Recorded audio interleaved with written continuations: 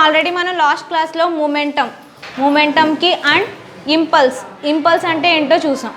So impulse అంటే ఏంటి? ఒక కాంటాక్ట్ ఫోర్స్ అనమాట. ఎప్పుడు యాక్ట్ చేస్తుంది అది? Large force acting at a point of short period of టైంలో యాక్ట్ చేసే లార్జ్ ఫోర్స్ని మనం ఏమని చెప్తాం? ఇంపల్స్ అని చెప్తాం. సో ఇంపల్స్కి ఎగ్జాంపుల్స్ కింద ఏం తీసుకున్నాం? ఇంపల్స్ని రెడ్యూస్ చేయడానికి ఏం తీసుకున్నాం? సో ఇంపల్స్కి ఎగ్జాంపుల్ చెప్పుకోవాలి అంటే ఏదన్నా ఒక షార్ట్ పీరియడ్ ఆఫ్ టైంలో ఎక్కువ ఫోర్స్ ఎక్కడైతే అప్లై అవుతుందో అవన్నీ ఇంపల్స్లోకి వస్తాయమ్మ. Impulse is equal to the మూమెంటంకి ఈక్వల్ అవుతుంది. F net into delta T equal to delta P. ఈ ప్రొడక్ట్ ఆఫ్ ఫోర్స్ అండ్ టైంని ఏమంటామని చెప్పాం మనం?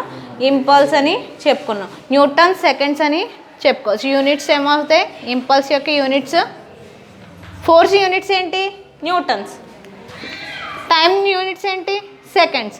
సో ఇంపల్స్ యూనిట్స్ ఏమవుతాయి?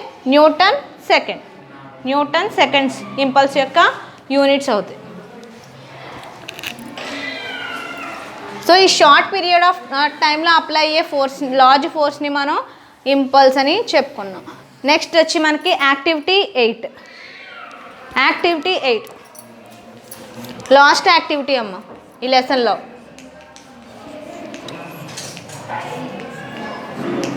దీంతో మనకి ఈ లెసన్ కంప్లీట్ అవుతుంది యాక్టివిటీ 8తో. సో ఏంటి యాక్టివిటీ 8? డ్రాపింగ్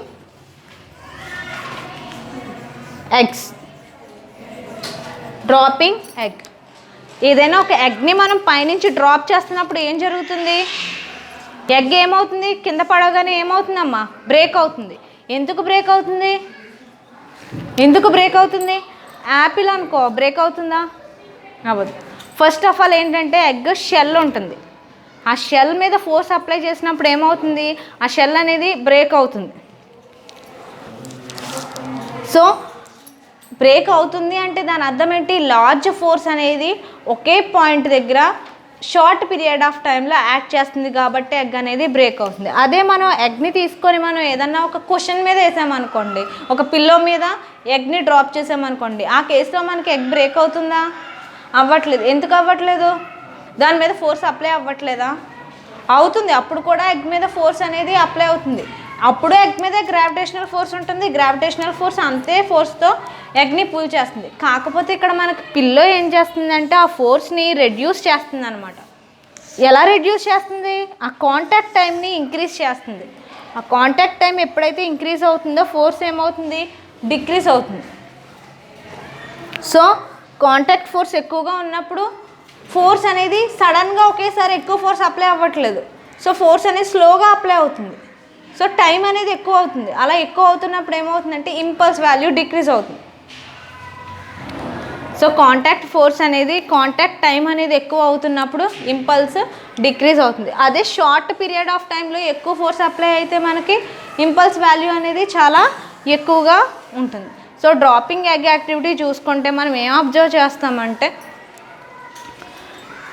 ఒక ఎగ్ని తీసుకొని కాంక్రీట్ ఫ్లోర్ మీద వేసినప్పుడేమో అది బ్రేక్ అవుతుంది. అదే ఎగ్ని మనం ఏదైనా ఒక కుషన్ మీద వేస్తున్నప్పుడు బ్రేక్ అవ్వట్లేదు. కుషన్ కానీ లేదంటే ఎక్కువ కాంటాక్ట్ టైంని పెంచే ఏదన్నా ఒక స్పాంజ్ కానీ పెట్టి అక్కడ ఎగ్ని డ్రాప్ చేస్తే అక్కడది బ్రేక్ అవ్వట్లేదు. ఎందుకంటే అక్కడ సడన్గా ఫోర్స్ ఒకే టైంలో ఒక పాయింట్ ఆఫ్ టైంలో ఎగ్ గ్రౌండ్ని టచ్ అవ్వడానికి ఎంత టైం పడుతుందమ్మా? ఒక మినిమం ఒక పావు సెకండ్ కూడా టైం పట్టదు. అంత షార్ట్ పీరియడ్ ఆఫ్ టైంలో ఎగ్ మీద గ్రావిటేషనల్ ఫోర్స్ అనేది యాక్ట్ చేస్తుంది. ఎక్కువ ఫోర్స్తో ఏం చేస్తుంది? ఎగ్ని పుల్ చేసుకుంటుంది. ఆ ఫోర్స్ అనేది ఒకే పాయింట్ ఆఫ్ టైంలో అప్లై అవ్వడం వల్ల ఏమవుతుంది? ఎగ్ బ్రేక్ అవుతుంది. అదే మనం పిల్లో మీద వేస్తున్నప్పుడు ఏమవుతుంది? ఫస్ట్ పిల్లో మీద పడుతుంది. ఆ పిల్లో నుంచి అగైన్ కొంచెం డౌన్కి దిగుతుంది. అంటే కాంటాక్ట్ ఏమవుతుంది? గ్రౌండ్కి అండ్ ఎగ్కి మధ్య నుండి కాంటాక్ట్ ఏమవుతుంది? డిక్రీజ్ అయిపోతుంది. సో ఆ కాంటాక్ట్ ఏమవుతుంది? ఆ కాంటాక్ట్ టైం పీరియడ్ ఏమవుతుంది? పెరుగుతుంది. పిల్లోని టచ్ అవ్వాలి, పిల్లోలోంచి కొంచెం కిందకి గ్రౌండ్ని టచ్ అవ్వాలి అంటే టైం ఏమవుతుంది? ఇంక్రీజ్ అవుతుంది. ఇలా టైం ఎప్పుడైతే ఇంక్రీజ్ అవుతుందో అక్కడ ఇంపల్స్ ఫోర్స్ అనేది డిక్రీజ్ అవుతుంది. సో ఇంపల్స్ ఫోర్స్ డిక్రీజ్ అవుతుంది కాబట్టి ఒక పాయింట్ ఆఫ్ టైంలో దాని మీద యాక్ట్ చేసే ఫోర్స్ ఏమవుతుంది, రెడ్యూస్ అవుతుంది. సో దానివల్ల అంత ఎక్కువ ఫోర్స్ అప్లై అవ్వకపోవడం వల్ల ఏమవుతుంది, ఎగ్ బ్రేక్ అవ్వట్లేదు. అదే సేమ్ ఎగ్ని మనం శాండ్లో వేసినా కూడా బ్రేక్ అవ్వదు. సమ్ టైమ్స్ ఎగ్ని మనం శాండ్లో డ్రాప్ చేసామనుకోండి, శాండ్లో ఏమవుతుంది,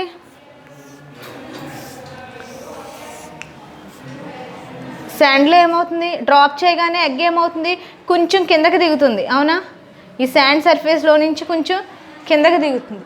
సో ఇక్కడ ఏమవుతుంది, ఈ కిందకి దిగే టైం పీరియడ్ ఏమవుతుంది, ఇంక్రీజ్ అవుతుంది. ఇక్కడ నుంచి ఇక్కడ వరకు ట్రావెల్ చేసే టైం ఏమవుతుందమ్మా, ఇంక్రీజ్ అవుతుంది. ఆ టైం ఇంక్రీజ్ అవ్వటం వల్ల ఏమవుతుంది, అది బ్రేక్ అవ్వకుండా ప్రొటెక్ట్ చేస్తుంది అనమాట. అదే మనం ఒక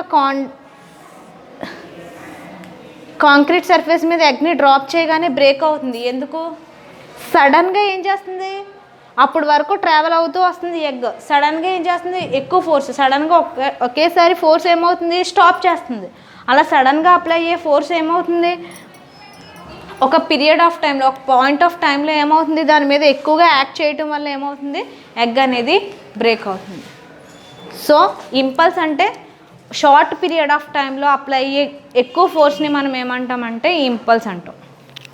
సో ఈ ఇంపల్స్ నుంచి వెహికల్స్ కానీ వాటిని కానీ ప్రొటెక్ట్ చేసుకోవడం కోసం, అంటే ఇప్పుడు గతుకులు ఉన్న రోడ్డు మీద ట్రావెల్ చేస్తున్నాయి అనుకోండి, ఏదైనా ఒక వెహికల్, ఒక బైక్ గతుకులు బాగా ఎక్కువగా ఉన్న రోడ్డు మీద ట్రావెల్ చేస్తుంది అనుకోండి, స్మూత్ సర్ఫేస్ మీద వెళ్తున్నప్పుడు ఒకటి, అదే గతుకులు ఉన్న దాని మీద ట్రావెల్ చేస్తుందంటే, గతుకులు ఉంటే ఒక్కొక్కసారి ఏమవుతుంది, అన్ఈవెన్ సర్ఫేసెస్ మీద ట్రావెల్ చేస్తున్నప్పుడు సడన్గా బ్రేక్ వేయాల్సి వస్తుంది, అంటే సడన్గా స్టాప్ చేయాల్సి వస్తుంది. దట్ మీన్స్ ఒకేసారి ఫోర్స్ ఎక్కువ అప్లై చేయవలసి వస్తుంది.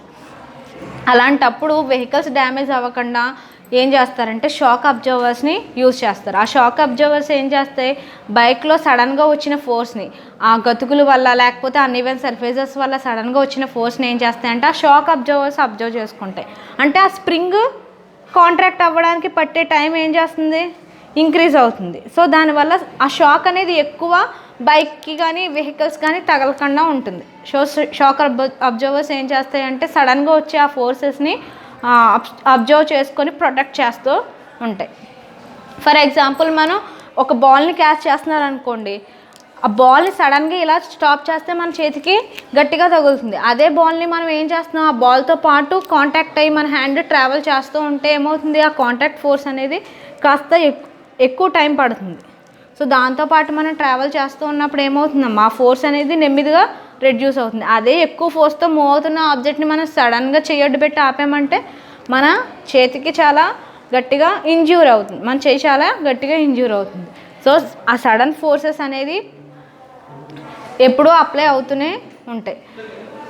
ఫర్ ఎగ్జాంపుల్ బైక్ మీద బస్లో నుంచి ట్రావెల్ చేస్తున్నప్పుడు బస్సులో నుంచి దిగాలి అనుకోండి, మనం సడన్గా దిగిపోయామనుకోండి, అప్పుడు కూడా ఫోర్స్ అనేది ఏంటి, ఎక్కువగా అప్లై అవుతుంది. సో బస్తో పాటు సమ్ డిస్టెన్స్ ట్రావెల్ చేసి అప్పుడు దిగుతారు. సో అబ్జర్వ్ చేస్తే అలాంటి పనులు ఎప్పుడూ చేయకూడదు అనుకోండి.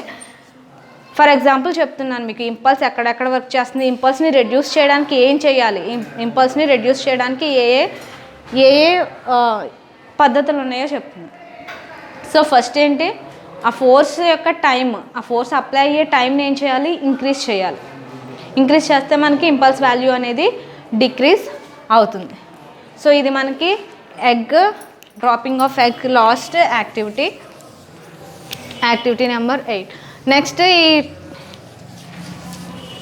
నెక్స్ట్ మీరు నోట్స్ ప్రిపేర్ చేసుకొని each and every question miss కాకుండా చదువుతూ ఉండండి అమ్మ. మీకు స్కూల్కి రాగానే మీకు టెస్ట్ ఉంటుంది. Thank you.